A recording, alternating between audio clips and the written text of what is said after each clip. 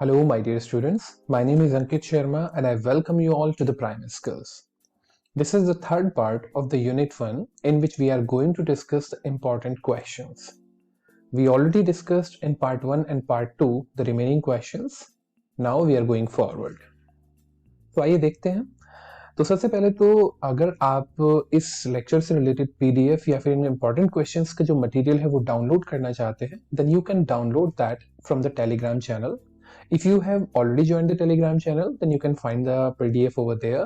But if you have not joined the Telegram channel, then you can scan this QR code and you can join the Telegram channel of Prime Skills.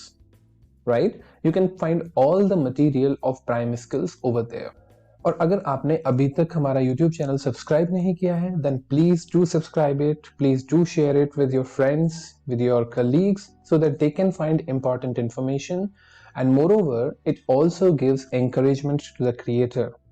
For example, if I am creating the video, it will give me the encouragement. Okay? So please do subscribe. सबसे पहला जो question arise होता है, जो हम सबसे starting में हर lecture के डिस्कस करते हैं, वो ये है कि इस लेक्चर सीरीज की रिक्वायरमेंट क्या है. I have already told this thing in the earlier lectures also, but this time also let me revise in just very quick way. ये लेक्चर्स आपको क्विक रिवीजन प्रोवाइड कराते हैं पूरे सिलेबस का. आपको किसी भी क्वांटम या किसी भी क्वेश्चन बैंक की रिक्वायरमेंट नहीं होती. And all previous year questions of और other important questions of the syllabus completely will be discussed into it. Important tips for scoring well in examination is also discussed. Examination में केवल याद करना या जो आपने याद किया है उसको लिखना ही इंपॉर्टेंट नहीं होता, आपने किस तरीके से लिखा है वो भी बहुत इंपॉर्टेंट होता है. तो वो हम यहाँ पे डिस्कस करते हैं. ओके, इंपॉर्टेंट बात यहाँ पे ये है बच्चों, please do not consider this series as a substitute for regular lectures. आपके टेक्निकल कम्युनिकेशन के जो रेगुलर लेक्चर्स हैं वो लेक्चर्स ऑलरेडी टेक्निकल कम्युनिकेशन की प्लेलिस्ट में अपलोडेड है, और जो कुछ लेक्चर्स बचे हुए हैं वो आने वाले एक हफ्ते के अंदर अपलोडेड हो जाएंगे.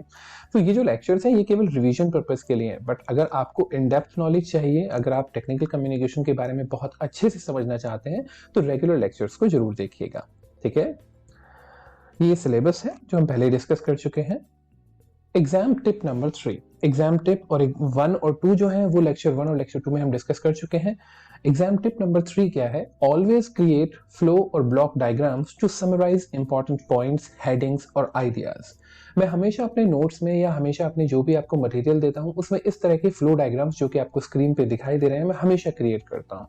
एक बात हमेशा ध्यान रखिए बच्चों कि जब भी आप एक थ्योरेटिकल पेपर में कुछ लिखते हैं और अगर आपने एक पैराग्राफ में या 2-3 पेजेस में केवल टेक्स्ट लिखा हुआ है, केवल वर्ड्स लिखे हुए हैं, then it may be possible कि जो इवैल्यूएटर है उसके पास इतना ज्यादा टाइम ना हो कि वो आपके पूरे के पूरे मटेरियल को पढ़ सके.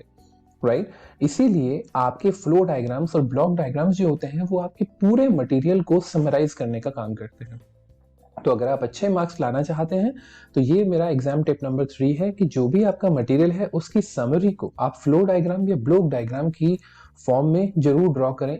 ठीक है, जो भी आपकी हेडिंग्स हैं, जो इंपॉर्टेंट पॉइंट्स हैं, उनको फ्लो डायग्राम या ब्लॉक डायग्राम की फॉर्म में जरूर ड्रॉ करें, जिससे कि इवैल्यूएटर को पता लग जाए कि आपको किस चीज की इंफॉर्मेशन है, किस चीज के बारे में आप जानते हैं और किस चीज के बारे में आपको नहीं पता है. Right? So now this is the 15th question of unit 1. Up to 14th question हम part 1 और part 2 में डिस्कस कर चुके हैं. तो 15th question is explain grapevine. So the grapevine is a word for gossip. Anything heard on the grapevine was learned by word of mouth. Grapevine का मतलब ये होता है कि जब आप किसी ऑर्गेनाइजेशन में होते हैं और आप एक अनऑफिशियल टाइप का कम्युनिकेशन कर रहे होते हैं, जिसको हम गॉसिप भी बोलते हैं. ठीक है, तो अगर आप गॉसिपिंग कर रहे हैं then you are doing grapevine. Transmission of any information, official or unofficial, through unofficial and information communicative interactions is called grapevine. आपकी इंफॉर्मेशन ऑफिशियल और अनऑफिशियल कुछ भी हो सकती है, लेकिन अगर उसके ट्रांसमिशन का मीडियम जो है वो अनऑफिशियल हो, यानी आपके ऑर्गेनाइजेशन के मैनेजमेंट के द्वारा, अपर मैनेजमेंट के द्वारा डिसाइडेड ना हो, तो ऐसी सिचुएशन को या ऐसे ट्रांसमिशन को ही हम ग्रेपवाइन कहते हैं. ठीक है, यानी अगर मान लीजिए कि आपके जो अपर मैनेजमेंट है, उस अपर मैनेजमेंट में कुछ चेंज हुआ है, जैसे कि आपके जो मैनेजर है वो मैनेजर चेंज हुए हैं, लेकिन अभी वो इंफॉर्मेशन आपको फॉर्मल चैनल्स के थ्रू नहीं मिली है, किसी नोटिस के थ्रू नहीं मिली है, लेकिन कानाफूसी के थ्रू आपको किसी ने बताया कि भाई सुनने में आया है कि हमारे जो मैनेजर है वो चेंज हो गए हैं, तो ये जो इन्फॉर्मेशन पास हुई है ये इनफॉर्मल चैनल है। इस इनफॉर्मल चैनल के पास होने, इस इनफॉर्मल चैनल से जो इन्फॉर्मेशन पास होती है जो कि ऑफिशियल इन्फॉर्मेशन है, वही बेसिकली आपका ग्रेप वाइन कहलाता है। This informal communication network includes tea time gossip, casual gatherings, lunch time and meetings, so on. इसके कोई भी मीडियम हो सकते हैं, कोई भी तरीके हो सकते हैं। या तो आप जब दो वर्कर्स जो हैं, दो ऑफिशियल्स जो हैं वो बेसिकली चाय पीने के लिए मिले हों, लंच टाइम में आपस में मिले हों, कैजुअल गैदरिंग्स हों, या फिर बस में एक साथ जा रहे हों, then they can communicate, right? So this is called grapevine. These channels may not be very reliable as they may be company rumors or just gossip. जब आप gossiping कर रहे होते हैं तो उस समय जरूरी नहीं है कि जो भी इंफॉर्मेशन आप पास ऑन करें उस इंफॉर्मेशन का कुछ रिलायबिलिटी हो। ऐसा कभी भी जरूरी नहीं होता, वो सही भी हो सकती है और गलत भी हो सकती है। Such channels are more active in organizations that are not transparent. अगर कुछ organizations ऐसे हैं जो कि अपने लोअर लेवल जो एम्प्लॉयज होते हैं या फिर लोअर लेवल जो होता है वहां से इंफॉर्मेशन को हाइड करने की कोशिश करते हैं या फिर ट्रांसपेरेंट नहीं होते हैं, तो ऐसी सिचुएशन में इंफॉर्मेशन अपने पास होने का तरीका ग्रेप वाइन से ही ढूंढती है। इंफॉर्मेशन हमेशा पास होती है, या तो आप उसको ऑफिशियल तरीके से पास ऑन कीजिए या फिर वो अनऑफिशियल तरीके से पास ऑन होगी, ठीक है? तो ऐसे ऑर्गेनाइजेशन जो कि ट्रांसपेरेंट नहीं होते वहां पे ग्रेप वाइन ज्यादा एक्टिव होती है। The grapevine is not always negative for an organization and can in fact be very helpful as it helps in positive group building by acting as a safety valve for pent up emotions. देखिए, हम human beings are social animals, right? जो human beings होते हैं उनके अंदर social जो एक recognition की या फिर सोसाइटल एक वैल्यू होती है जिसके अंतर्गत उनके अंदर कुछ ऐसे इमोशंस होते हैं जो हमेशा एक दूसरे से डिस्कशन करने के लिए उनको बाध्य करते हैं। तो अगर आप अपने साथ वाले लोगों के साथ डिस्कशन नहीं करते हैं then you start feeling a little bit unsatisfied. तो जो आपकी ग्रिप वाइन होती है वो आपकी पेंट अप इमोशंस को बाहर निकलने के लिए, अगर आप किसी से गुस्सा महसूस कर रहे हैं, अगर आप किसी पे गुस्सा जाहिर करना चाहते हैं, तो उस सिचुएशन में क्या करते हैं, आप अपने दोस्तों को बताते हैं यार उसने मेरे साथ ऐसा किया, ये बहुत गलत है। तो जब आप अपने इमोशंस को बाहर निकाल देते हैं then you feel a little bit satisfied. तो इसी तरीके से जो ग्रेप वाइन होती है वो आपकी काफी हेल्प करती है, जो आपके जो लोग होते हैं उनकी काफी हेल्प करती है अपने पेंट अप इमोशंस को बाहर निकालने में। It may help in building up organisation solidarity and harmony. और दूसरी बात, जब आप किसी से अपने मन की बात शेयर करते हैं then you start feeling a little bit of friendship in that, और वो फ्रेंडशिप आपके आपसी संबंधों को प्रगाढ़ करती है, आपसी संबंधों को थोड़ा सा बढ़ाती है, और आपके जो एक कहते हैं ना कि भाईचारा जो होता है वो जनरली डेवलप होता है। तो आप देख सकते हैं कि एक ऑर्गेनाइजेशन में चाहे किसी भी धर्म का, किसी भी रेस का, किसी भी जाति का, किसी भी सोसाइटी का व्यक्ति हो, वो हमेशा आपस में दोस्त बन जाते हैं because they are sharing this common value, they are actually creating their friendship through the grapevine. Clear enough? तो ये क्वेश्चन ऐसे भी पूछा जा सकता है, the benefits of grapevine are, benefits of grapevine can be it's a safety valve for the pent up emotions, it can help in spreading the information, and it can help in increasing friendship or the relationship among the human beings. Clear enough? So let's move further. Question number 16. What do you mean by noise in communication? What are various types of noises in technical communication? तो noise क्या होता है? बहुत important question है. Noise is defined as any unplanned interference in communication environment which affect the transmission of message. आपका message हमेशा ध्यान रखिए एक सेंडर से रिसीवर की तरफ जाता है, सेंडर एक साइड पे होता है, रिसीवर दूसरी साइड पे होता है। बीच में अगर आपकी कम्युनिकेशन को कोई भी चीज डिस्टॉर्ट करने की कोशिश कर रही है या फिर आपके मैसेज को कोई भी चीज स्पॉइल करने की कोशिश कर रही है, तो वही बेसिकली आपकी नॉइज कहलाती है, ठीक है? Any unplanned interference in the communication environment which affects the transmission of message. जो नॉइज होती है that can be of two types, it can be channel noise और it can be semantic noise. Channel noise क्या होती है?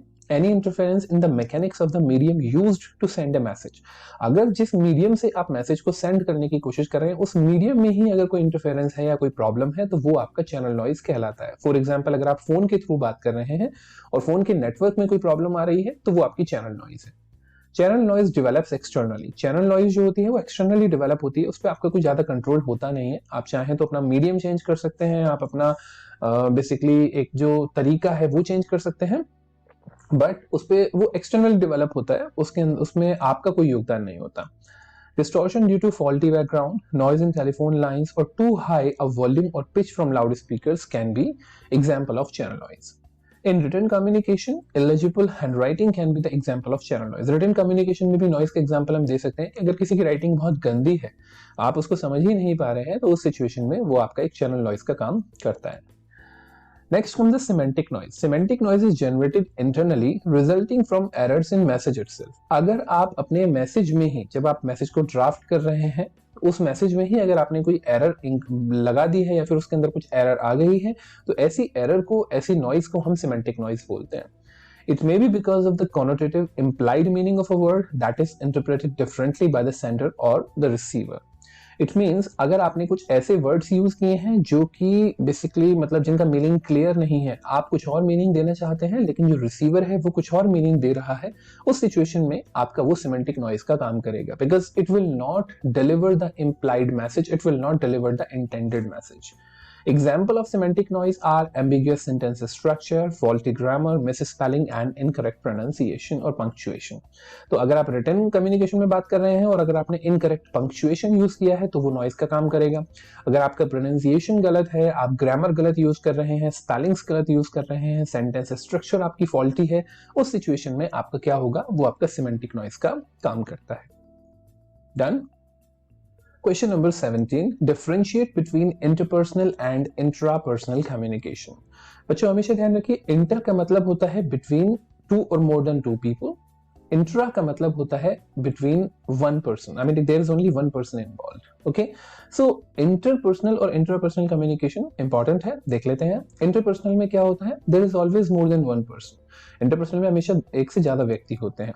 Intrapersonal only done within one's mind and one's own thoughts, feelings and ideas. जब आप कोई चीज अपने मन में ही करते हैं, अपने ही विचारों में कर रहे होते हैं, फीलिंग्स और आइडियाज में महसूस कर रहे होते हैं, तो वो आपका इंट्रापर्सनल कम्युनिकेशन कहलाता है.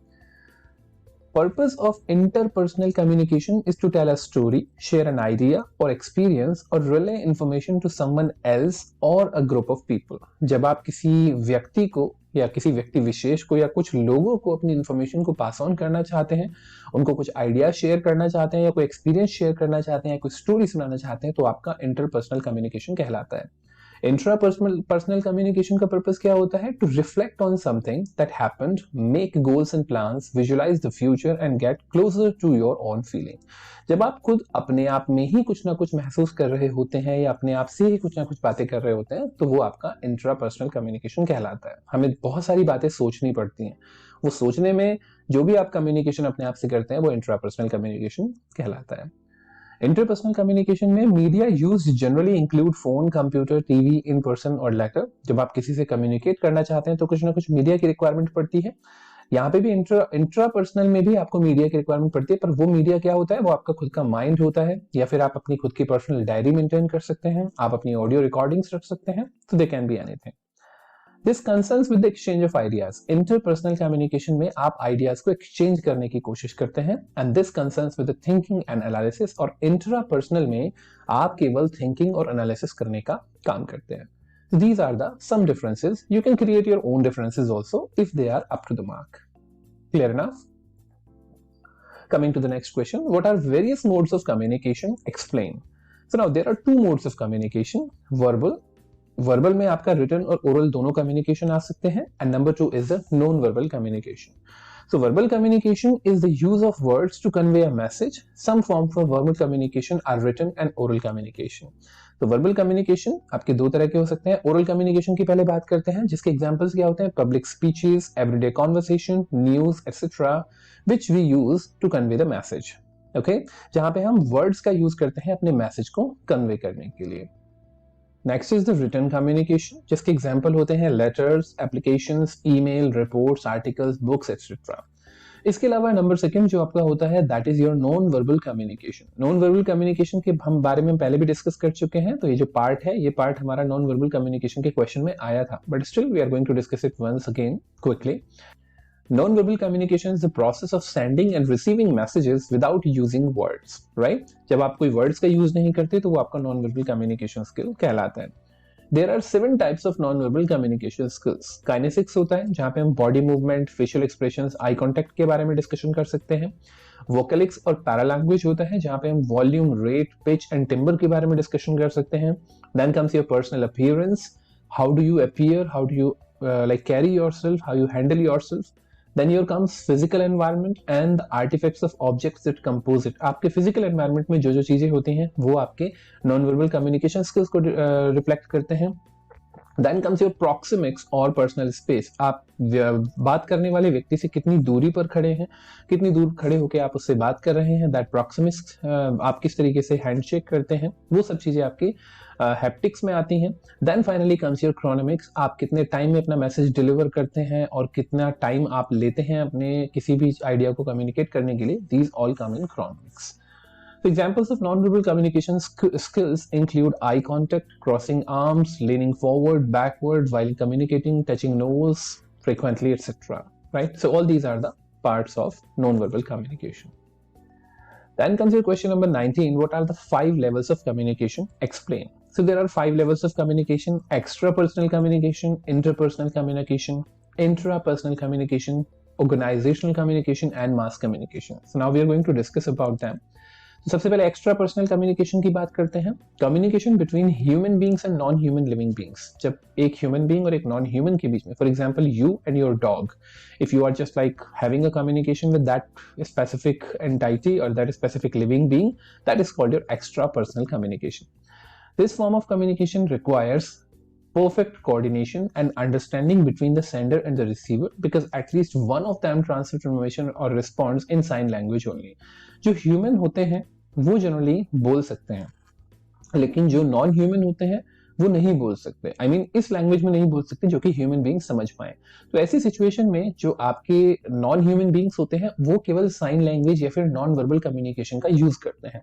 तो यहाँ पे एक परफेक्ट अंडरस्टैंडिंग का होना बहुत जरूरी होता है, तभी आप उसको समझ पाएंगे. एक डॉग जो है, अगर मान लीजिए वो आपका डॉग है, तो आप उसकी लैंग्वेज को बहुत अच्छे से समझ पाएंगे, आप उसकी बातों को बहुत अच्छे से समझ पाएंगे, what he desires, what it not Dzire.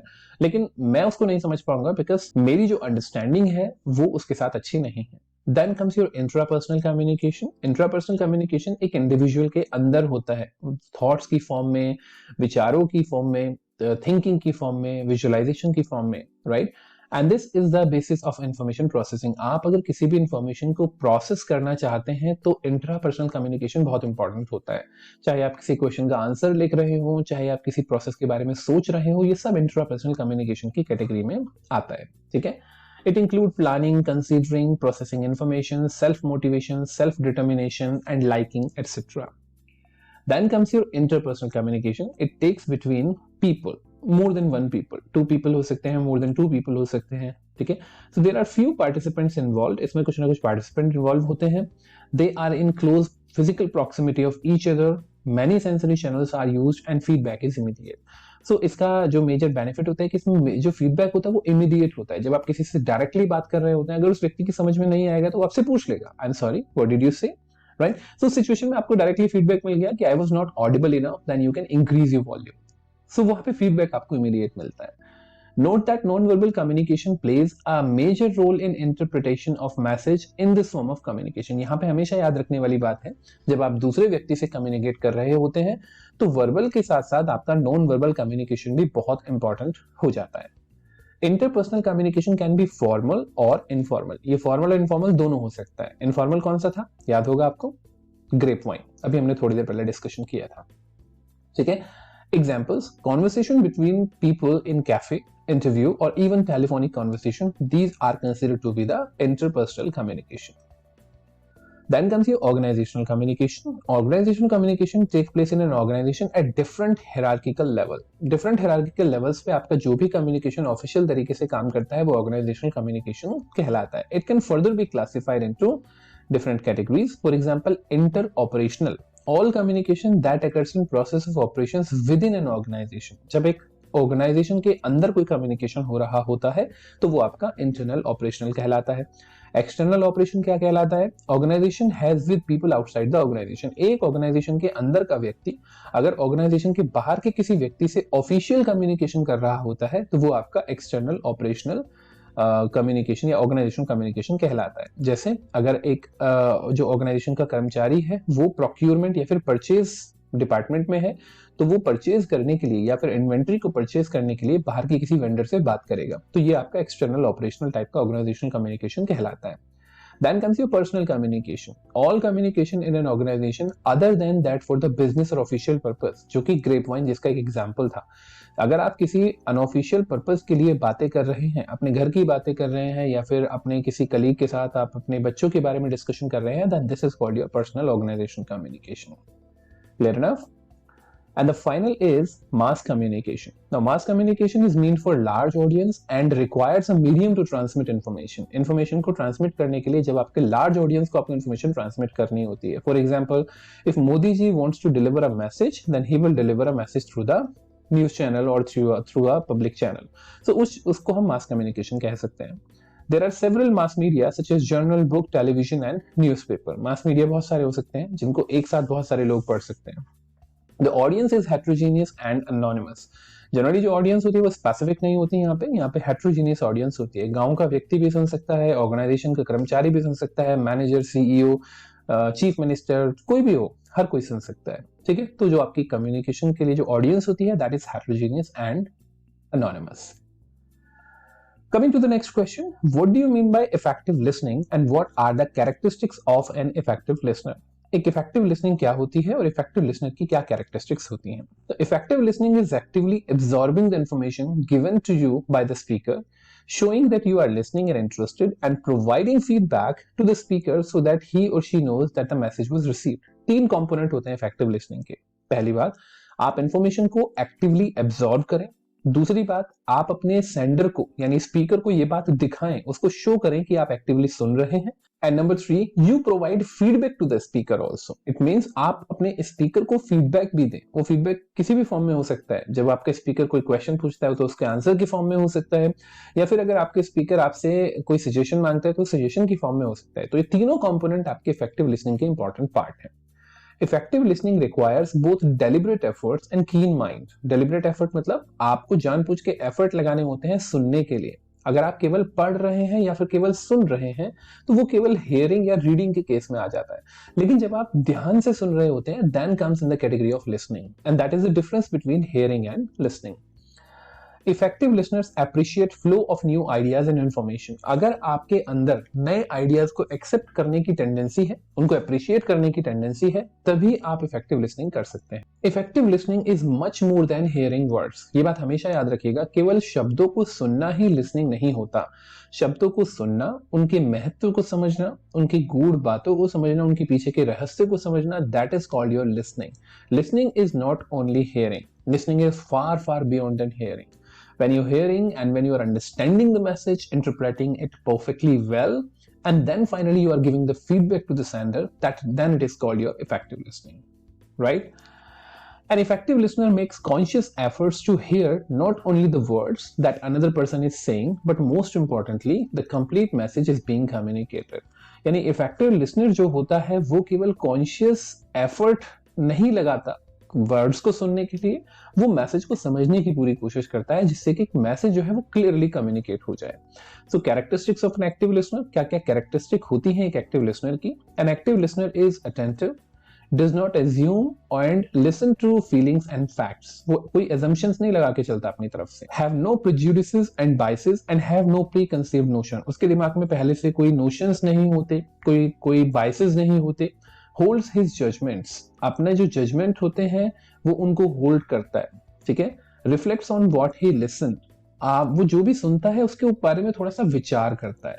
ऐसा नहीं है कि वो एक कान से सुना दूसरे कान से निकाल दिया, उसके बारे में विचार करता है। Summarizes and shares what he learned. और जब वो फाइनली सब कुछ सुन चुका होता है तो उस सिचुएशन में वो पूरी इंफॉर्मेशन को समराइज करने की कोशिश करता है और समराइज करने के बाद वो उसको शेयर करने की कोशिश करता है एज अ फीडबैक अपने सेंडर के साथ, जिससे कि उसको ये पता लग जाए कि जो उसने समझा है वो बिल्कुल ठीक समझा है। Then comes 21st question. What do you understand by cultural barriers in communication? Cultural barriers are challenges to cross cultural communication within an organisation. आप जब किसी ऑर्गेनाइजेशन में वर्क करते हैं तो वहां पे डिफरेंट कल्चर के व्यक्ति एक साथ काम करते हैं, ठीक है, और हर व्यक्ति की अपनी कुछ वैल्यूज, अपनी कुछ संस्कृति होती है, अपने अपने कुछ ट्रेडिशंस होते हैं, अपनी लैंग्वेज होती है, अपनी कुछ मान्यताएं होती हैं। तो उन मान्यताओं का या उन लैंग्वेजेस का जो क्लैश वहां पे होता है वही बेसिकली आपके कल्चरल बैरियर का काम करता है, right? So when people from different culture who might speak different languages, have different cultural beliefs, or use different gestures and symbols to communicate, their cultural differences might become barrier to workplace success. लोग अपनी अपनी practice करेंगे, अपने अपने gestures use करेंगे, अपने अपने non verbal communication use करेंगे, अपनी अपनी सोसाइटी की लैंग्वेज यूज करेंगे। उस सिचुएशन में वर्क प्लेस में जो इन्फॉर्मेशन का कम्युनिकेशन होता है वो बैरियर, वहां पे एक बैरियर क्रिएट हो जाता है। This happens because of lack of cultural awareness, knowledge and communication. और ये क्यों होता है? क्योंकि एक सोसाइटी के या एक कल्चर के व्यक्ति को दूसरे कल्चर के व्यक्ति के जो अवेयरनेस है, नॉलेज है और कम्युनिकेशन है उसका ज्ञान नहीं होगा, ठीक है। तो उस सिचुएशन में वहां पे आपके कल्चरल बैरियर्स क्रिएट हो जाते हैं। 5 major causes of cultural barriers are, आपके 5 मेजर कॉजेज जो है कल्चरल बैरियर्स के वो क्या है? Number 1 language, number 2 stereotypes and prejudices. Her culture के अपने स्टीरियोटाइप्स एंड प्रेजुडिसेस होते हैं। कुछ कल्चर्स में ये माना जाता है कि भाई हम शनिवार को शेविंग नहीं करेंगे, कुछ कल्चर्स में ये माना जाता है कि हम तो हमेशा शेविंग रखेंगे या हम तो अपनी जो बियर्ड है वो ज्यादा बड़ी रखेंगे, ठीक है। हालांकि ये कम्युनिकेशन में कोई बहुत बड़ा बैरियर क्रिएट नहीं करेंगे। I just give an example. Then signs and symbol, कुछ कम्युनिकेशन में साइंस एंड सिंबल डिफरेंट हो सकते हैं कुछ कल्चर में, लेकिन दूसरे कल्चर वाले उनको इंटरप्रेट नहीं कर सकते। बिहेवियर्स एंड बिलीफ्स, आपके बिहेवियर और बिलीफ डिफरेंट हो सकते हैं। अस वर्सेस देम, यानी कभी कभी हमारा बीच में एक डिफरेंस क्रिएट हो जाता है कि ये लोग डिफरेंट हैं और हम लोग डिफरेंट हैं। तो जब यहाँ पे ग्रुप एक क्रिएट हो जाता है उसको हम एथनोसेंट्रिज्म भी बोलते हैं। ये आपकी वर्क प्लेस में बैरियर का काम करता है। So ways to avoid the cultural barriers, हम किस तरीके से अपना कल्चरल बैरियर को अवॉइड कर सकते हैं? Ensure clear and polite communication. आप जो हमेशा जब कम्युनिकेट करें किसी भी ऑर्गेनाइजेशन में तो आप क्लियर एंड पोलाइट वे में उसको कम्युनिकेट करें। Learn about different cultures and respect their values, हमेशा सामने वाली व्यक्ति के कल्चर की रिस्पेक्ट कीजिए। If you don't understand anything ask it politely. Learn to accommodate cultural differences, हमेशा कल्चरल डिफरेंसेस को अकोमोडेट करने की कोशिश कीजिएगा। Stay open minded, always remain open minded. I mean कि आप अगर कोई नई इंफॉर्मेशन आपको मिल रही है then please try to stay open minded and don't object it or don't simply reject it, right? In this way you can simply like try to remove or avoid the cultural barriers. Question number 22 is, what do you mean by syllables? A syllable is a single unbroken sound of a spoken or written word, or a syllable is one unit of sound in English. syllable जो होता है वो आपकी English sound की सबसे छोटी unit होती है, right? Syllables usually contain a vowel and accompanying consonant. जो आपके syllables होते हैं या तो उनके अंदर vowels हो सकते हैं और vowels के साथ जो accompanying consonant होते हैं वो उनके साथ हो सकते हैं, right? Sometimes syllables are also referred as beats of a spoken language. जो spoken language होती है उसकी जो सबसे छोटी unit होती है वो beat भी कहलाती है और उसको हम syllables भी बोलते हैं। Syllables join consonant and vowel to form words. जो syllables होते हैं वो आपस में जुड़ते हैं और जुड़ने के बाद finally वो आपके words बनाते हैं, right? Syllables differ from phonemes in that phoneme is the smallest unit of sound. The number of syllables in a word is unrelated to the number of phonemes it contains. हमेशा याद रखिएगा जो syllables हैं वो phoneme से different होते हैं। मैं यहाँ पे बहुत डिटेल में नहीं जाऊंगा and that's why मैंने इस क्वेश्चन को बहुत छोटा रखने की कोशिश की है because it's very technical in nature, right? For example, B, K, T, CH, SH, EE, AI, IGH, EAR, all are phonemes. ये सारे phonemes हैं, right? इनकी उससे आपको केवल एक ही साउंड मिलेगी। SH से श मिलेगी, EE से ई मिलेगी, IGH से घ मिलेगी, right? इस तरह की जो साउंड है ये phonemes कहलाती हैं। The word chat is made up of 3 phonemes, CH, A and T, ch, t, right? Chat. The word light is made up of 3 phonemes, L, I, T, light, right? However, both the word chat and light have only one syllable each. लेकिन chat और light में अगर आप syllable की बात करें तो syllable का मतलब ये होता है कि जब आपको कोई ब्रेक नहीं देना होता है, अगर आप विदाउट ब्रेक अपने वर्ड को बोल सकते हैं तो वो सिंगल syllable वर्ड है। लेकिन अगर आप ब्रेक के साथ आपको वर्ड बोलना पड़ रहा है तो वहां पे आपका वो आपका 2 सिलेबल वर्ड कहलाएगा। जितने ब्रेक्स आप देंगे उतना वर्ड उतने आपके सिलेबल्स कहलाते हैं। जनरली ब्रेक्स कैसे काउंट करते हैं, जितने नंबर ऑफ वाउल्स आपके वर्ड में होते हैं, जनरली ये रूल होता है जितने वाउल्स आपके नंबर ऑफ वाउल्स आपके वर्ड में होते हैं उतने ही आपके सिलेबल होते हैं। ठीक है, जैसे अगर हम बात करें चैट की, तो चैट के अंदर आपको एक वाउल दिखाई दे रहा है तो इस सिचुएशन में उसके अंदर एक सिलेबल होगा। लाइट में एक वाउल दिखाई दे रहा है तो इस तरह से आपका क्या होगा, एक सिलेबल होगा। The number of times you hear a vowel in a word is equal to number of syllables a word has. A good way to identify syllables is to think about when you need to change your mouth shape to say a next bit of word, the new syllable. जब भी कभी आप 2 syllable word की बात करेंगे तो आपका जो माउथ की शेप है वो थोड़ी सी चेंज होती है दोनों वर्ड को बोलते हुए, मतलब दोनों सिलेबल्स को बोलते हुए। ठीक है, तो अब जैसे हम बात करें नंबर, राइट, तो नंबर में आप देखेंगे नम बोलते हुए आपकी माउथ की शेप डिफरेंट है, बर बोलते हुए आपकी जो शेप है वो डिफरेंट है। तो number is a 2 syllable word. In another way आप देखें तो नंबर में 2 वाउल साउंड आपको दिखाई दे रही हैं, यू एंड ई, तो इस वजह से 2 सिलेबल वर्ड हो गए हैं। ठीक है, syllables can have more than one letter. एक syllable में more than one letters भी हो सकते हैं। However, syllables cannot have more than one sound. लेकिन एक syllable की केवल एक ही साउंड हो सकती है।